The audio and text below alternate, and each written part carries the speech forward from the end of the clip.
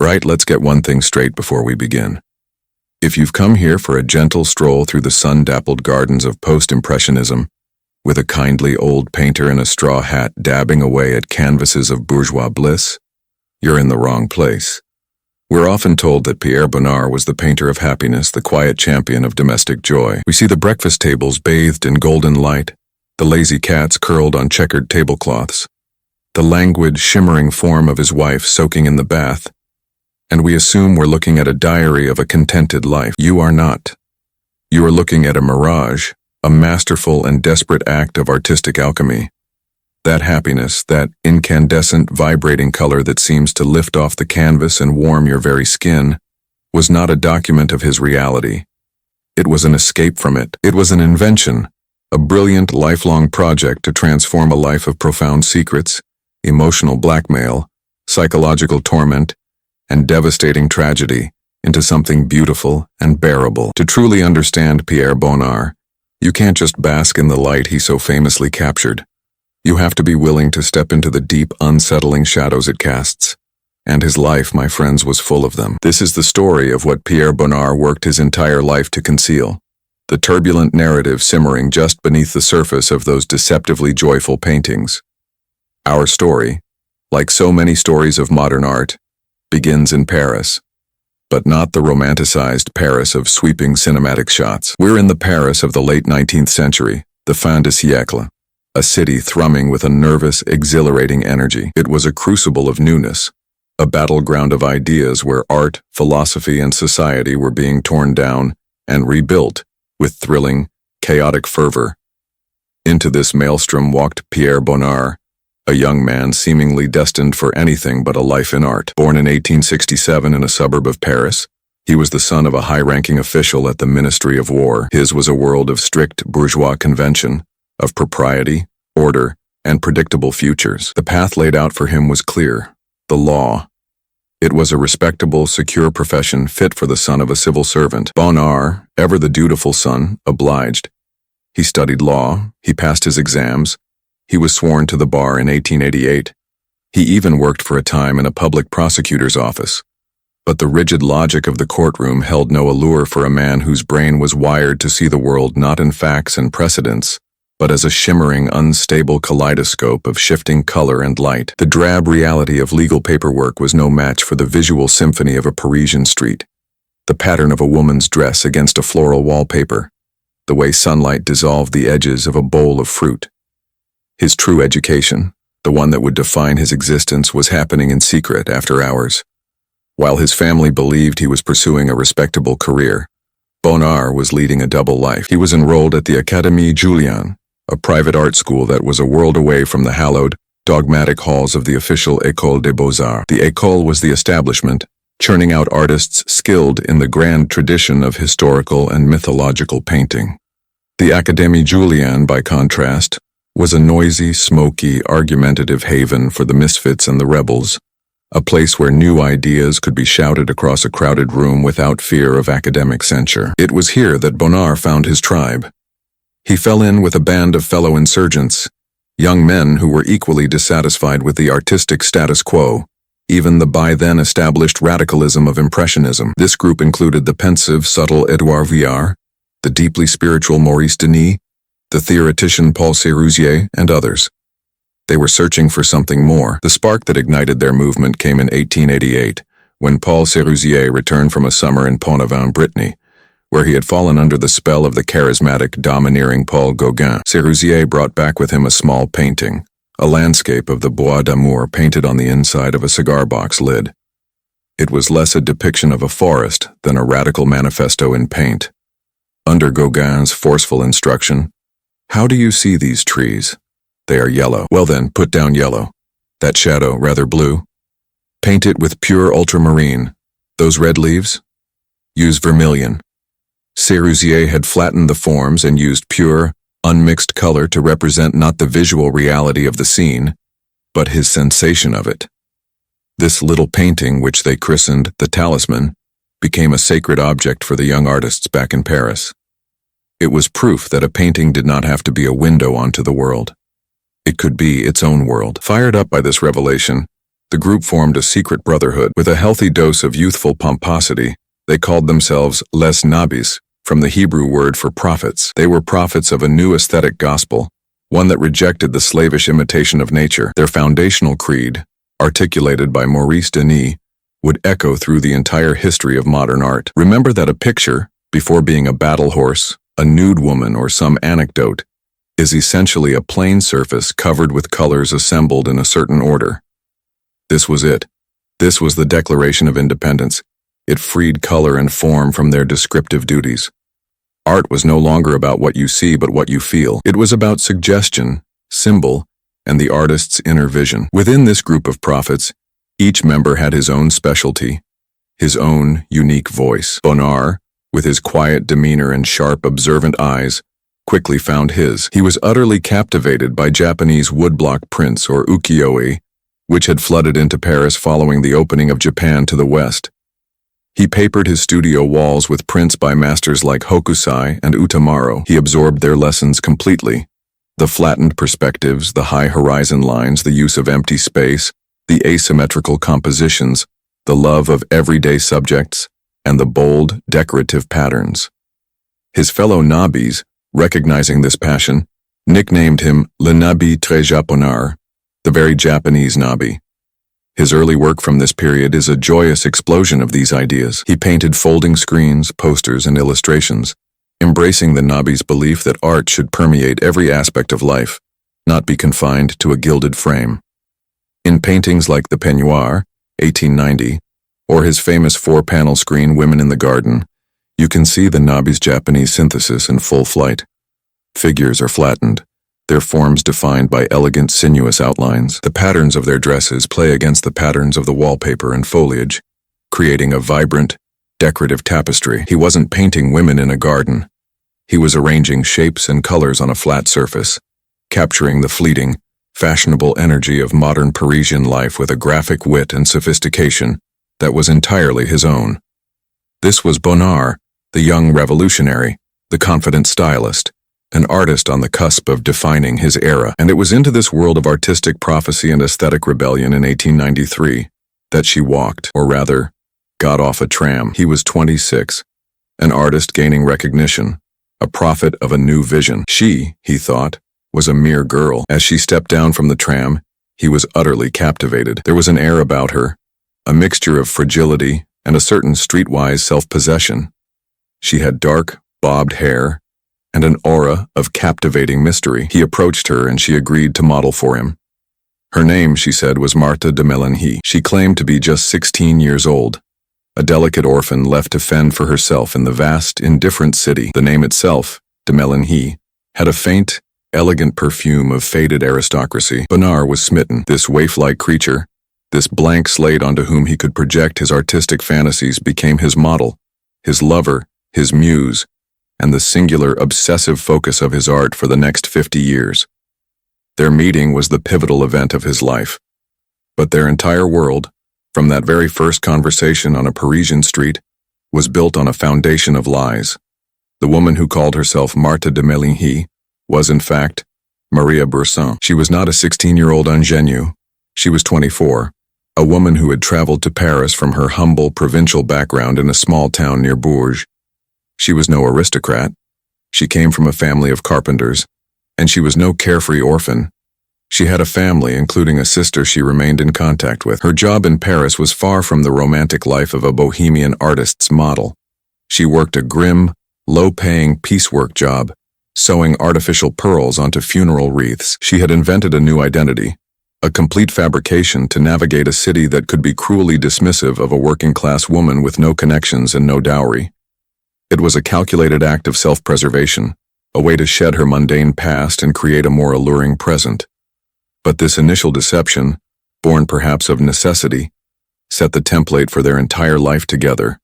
A life lived behind a carefully constructed facade, a life of secrets and silences. One might expect a man, upon discovering his lover's entire identity was a sham, to feel a sense of betrayal, or, at the very least, a deep unease. Bonnard, it seems, felt neither. In fact, it's a testament to his own profoundly private and willfully uninquisitive nature that it took him over 30 years to learn her real name. The moment of revelation came not through a dramatic confession, but in the most banal of settings, a registry office in 1925, when they finally decided to marry. As she signed the official register, the name Maria Bursan appeared, likely for the first time in his presence. This astonishing, almost pathological lack of curiosity tells you something crucial about Pierre Bonnard. He was not a man who probed or prodded. He did not dig for truths. He observed surfaces. Perhaps her secrecy suited his own. He was a man who recoiled from the spotlight, who physically feared being conspicuous. He was as keen to hide her from his respectable bourgeois family, who would never have approved of his cohabitation with a woman of a lower social station, as she was to hide her own humble origins. They colluded in this deception. Together, they began to construct a hermetically sealed world, a fortress of two, built on a foundation of mutual secrecy and shared isolation. This private, fabricated world would become his artistic laboratory, and Marthe, or rather the idea of Marthe, would be its sole permanent specimen. For the next 2 decades, Marthe is everywhere and nowhere in his art. She is the central figure in the genre he and his friend Vuillard became famous for. Intimism. It's a label that suggests warmth, closeness, and domestic harmony. And indeed, these are the paintings that built Bonnard's reputation as the master of bourgeois charm. We see Marthe at the breakfast table, light streaming through the window. We see her lingering in a doorway, playing with their beloved dachshunds or arranging flowers in the garden. The scenes feel spontaneous, informal, like intimate snapshots of a life filled with simple, recurring pleasures. But you must learn to look closer. You must learn to look longer. The term intimate in Bonnard's universe carries a more unsettling connotation. It is not the intimacy of equals, of shared glances and mutual understanding. It is the intimacy of the observer and the observed, the watcher and the eternally watched. His gaze, though seemingly gentle, is relentless.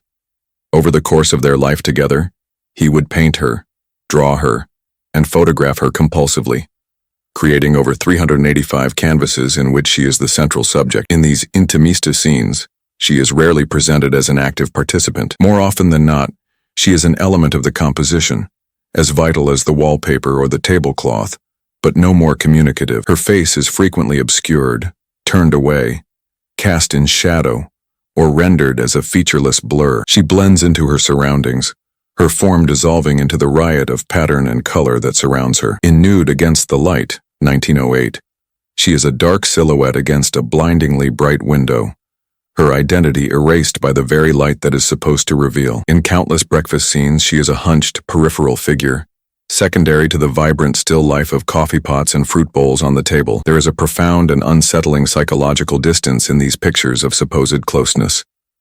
He is not painting a relationship, he is painting a presence that is silent, compliant, and eternally available for his artistic scrutiny. This pervasive sense of unease, this strange mixture of sensuality and detachment, eventually crystallizes around the most famous, most powerful, and most deeply disturbing series of paintings in his entire body of work, The Bathers. As the years went on, Marthe became increasingly frail and reclusive. She suffered from a host of ailments, some of which were undoubtedly real. Tuberculosis or a similar respiratory condition is often cited, while others were likely psychosomatic, the physical manifestation of a deep-seated anxiety and neurosis. She developed a consuming obsession with her health, and her primary form of self-treatment was hydrotherapy. She began to spend hours upon hours each day submerged in the bathtub, a ritual of cleansing that became the central, structuring principle of her isolated existence. This ritual, born of anxiety and illness, became the defining, obsessive motif of Bonnard's mature work.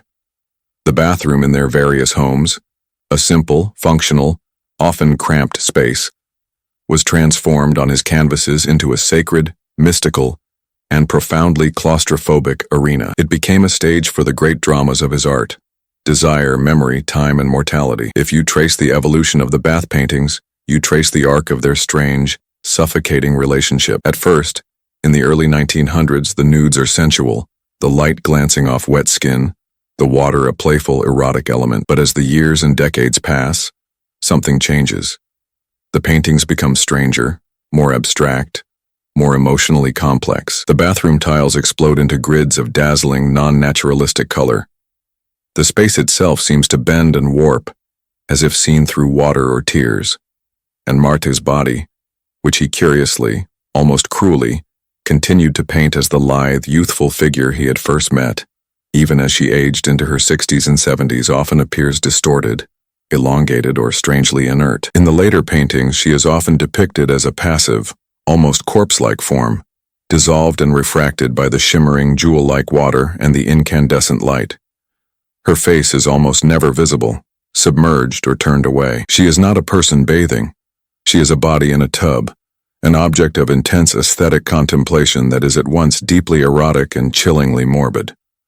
The critical interpretations of these paintings are fiercely divided. For some, they are the pinnacle of his art, a sublime fusion of form and color, a celebration of his enduring love for his wife.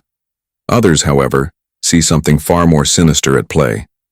The great feminist art historian Linda Nochlin, who refused to be seduced by Bonnard's reputation for charm, saw in these works an elegant pourriture, exquisite rot. She argued that Bonnard was at his most brilliant and most disturbing when his art hovers over the ambiguous frontier between the charming and the sinister, the decorative and the deranged, and when he kills off or mutilates his subject. One French writer, looking at the endless, obsessive depictions of Marthe floating in her tub, saw not a sanctuary, but a sarcophagus. The questions these paintings force us to ask are deeply uncomfortable. Was he painting his love for her? Or was he documenting her pathology? Was he using his art as a way to try and heal her, to transform her sickness into beauty?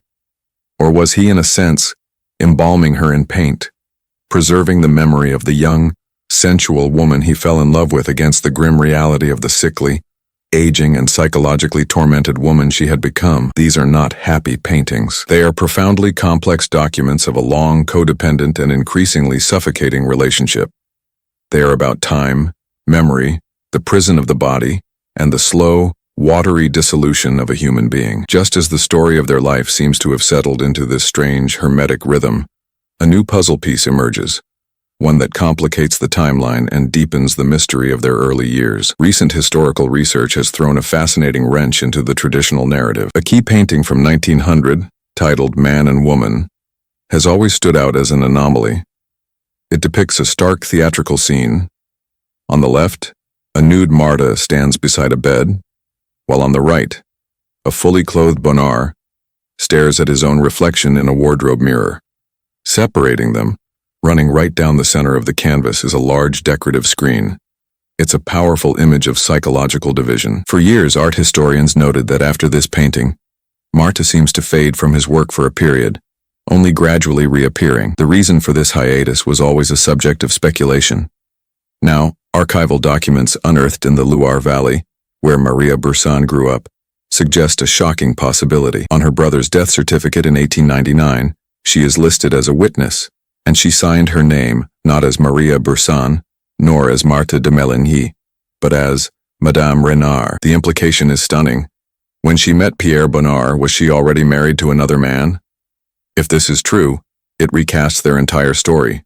The secrecy, the assumed name, the reluctance to meet his family, all of it takes on a new, more urgent meaning.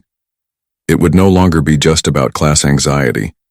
It would be about concealing a potentially illegal and adulterous relationship. The screen in Man and Woman ceases to be a mere compositional device and becomes a literal, potent symbol of the legal and social barrier that stood between them. It would also provide a concrete explanation for why they waited more than 30 years to marry, finally tying the knot in 1925. Perhaps they were only free to do so after her first husband, the mysterious Monsieur Renard, had died. The carefully curated story of Marthe as his one and only muse, his constant, unwavering companion from the day they met, suddenly collapses. Their shared world, it seems, had even deeper, darker, and more pragmatic secrets than we ever imagined. By the end of the First World War, Bonnard's reputation was secure. He was a celebrated, successful artist, and he and Marthe were a long-established, if famously eccentric and reclusive couple. Their world, for all its internal strangeness, had achieved a kind of stability.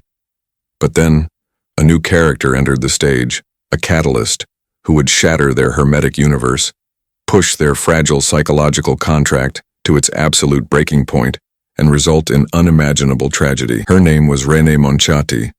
She was young, radiantly beautiful, and full of life. It's believed they met around 1918, when she was a budding artist and model. She was everything the aging, reclusive, and chronically neurotic Marta was not.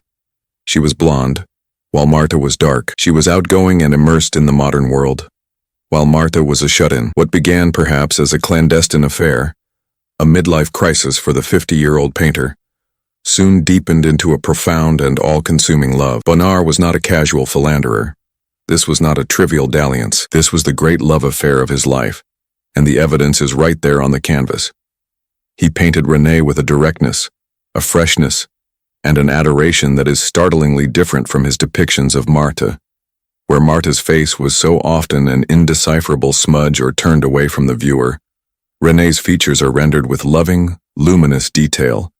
He painted her in vibrant, sunlit settings, often looking directly at him, her presence vivacious and engaging. In paintings like The Bowl of Milk or the stunning young woman writing, Renée is the picture of modern, confident womanhood. After several years of this passionate, clandestine relationship, Bonnard, a man pathologically averse to conflict and change, made a momentous decision.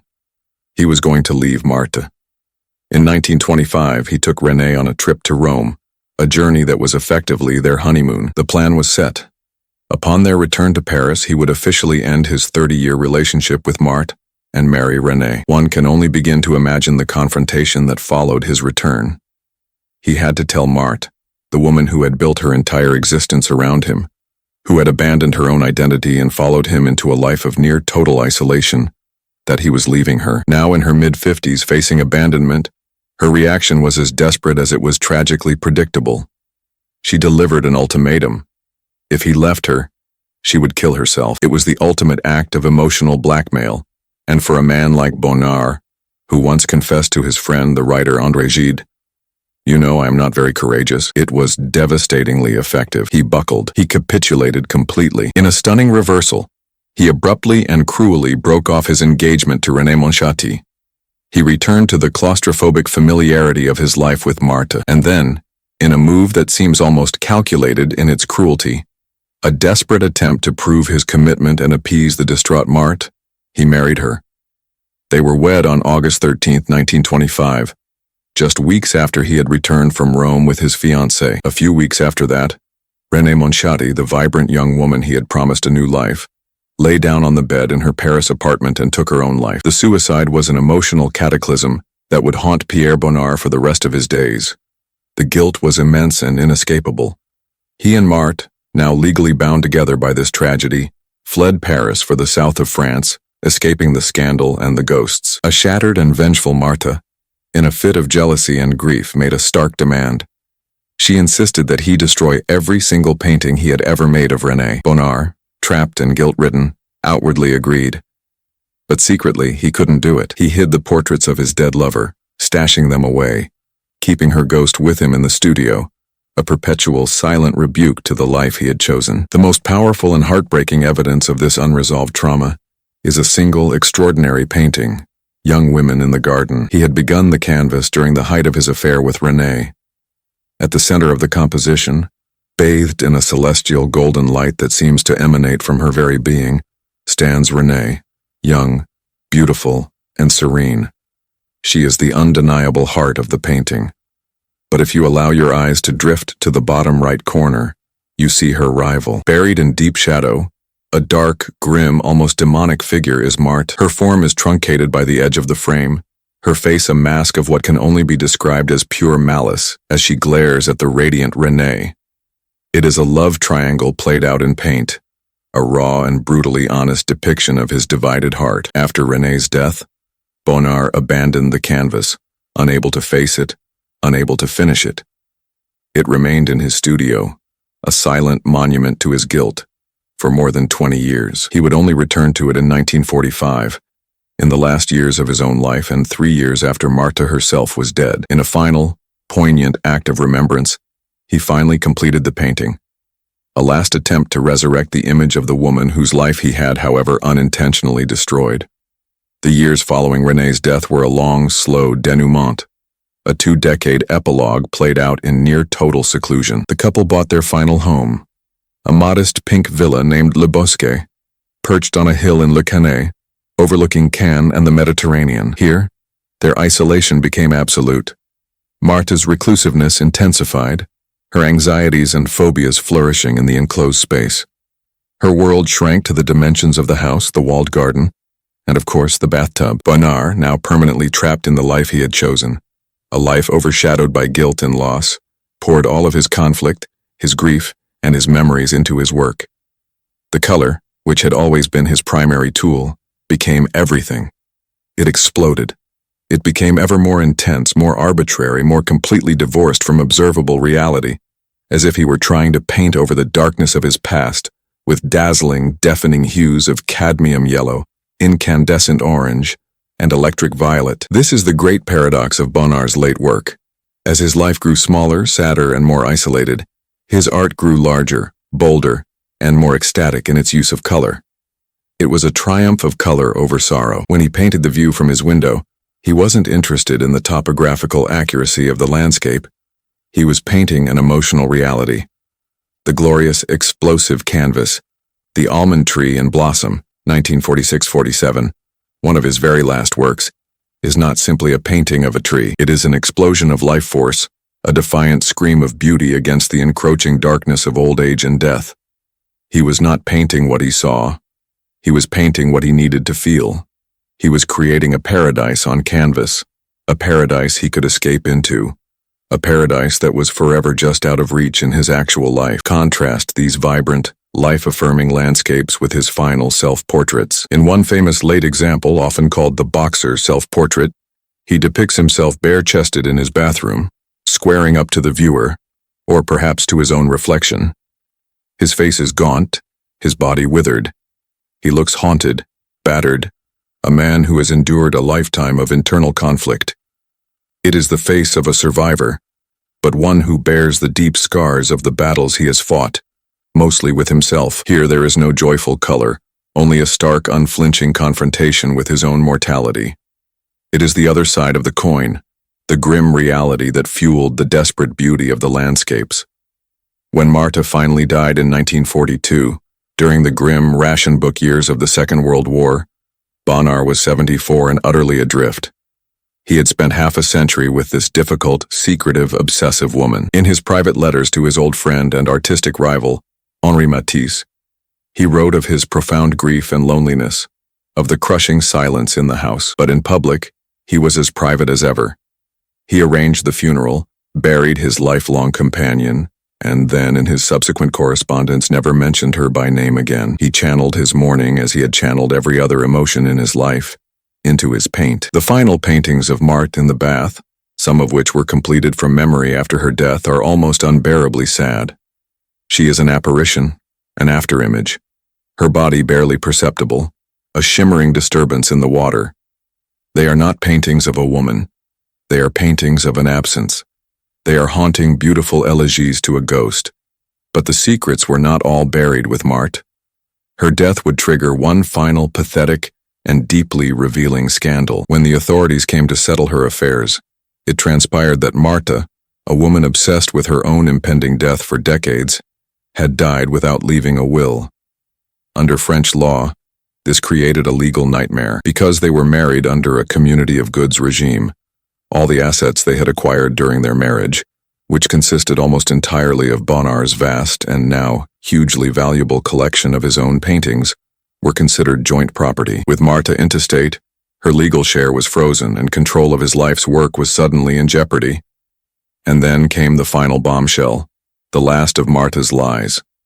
On their marriage certificate back in 1925, Martha had sworn that she had no living relatives, but she did. Suddenly, 4 of her nieces, the daughters of her sister whom Bonnard had never known existed, appeared to claim their rightful share of their aunt's estate. Faced with the prospect of losing legal control of hundreds of his own paintings, the elderly, grief-stricken painter did something foolish, desperate, and deeply illegal. He took out a sheet of paper and, in his own hand, forged a will for his dead wife. In a shaky script, he wrote a simple, self-serving sentence: I name Pierre Bonnard my sole legatee. He signed it with her real name, Maria Boursan, but in his haste and ineptitude he made a catastrophic error. He dated the forgery March 1942, a full 10 months after Marthe had actually died. When Bonnard himself passed away in 1947, this clumsy, pathetic forgery threw his entire estate into chaos. A French court posthumously declared him a forger and a thief.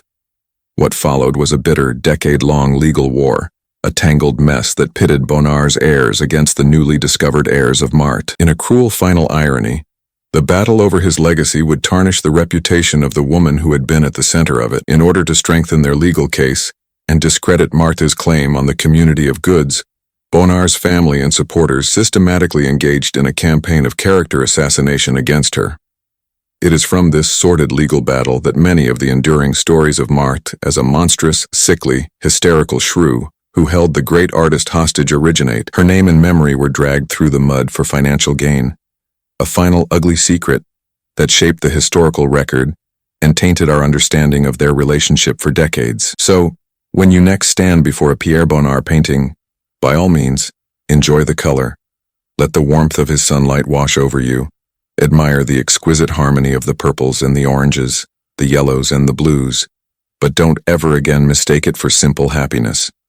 Don't mistake it for reality. Know that the shimmering, placid surface of the water in that bathtub hides terrifying depths of obsession, sickness, and codependency. Understand that the glorious, explosive yellow of that mimosa tree in the garden might be a desperate, defiant attempt to blot out the memory of a lover's suicide. The beauty in Bonnard's art is real, but it is a complex, haunted, and hard-won beauty. He was not a documentarian of the good life. He was an alchemist who took the messy, painful, secret-filled reality of his private life and transformed it, through the crucible of memory and the magic of color, into a paradise on canvas.